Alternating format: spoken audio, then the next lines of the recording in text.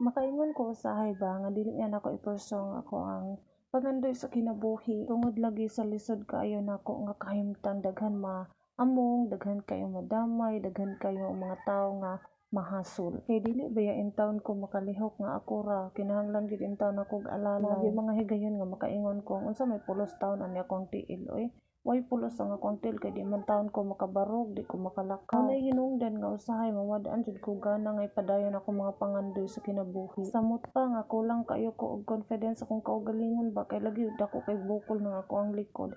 Mauwaw sa mga tao, basin og nay mga tao nga makaingon nga ngano pa man nga pugson nga ingana ang sitwasyon, di ba? Pero nakaana pud ko sa kong kaugalingon.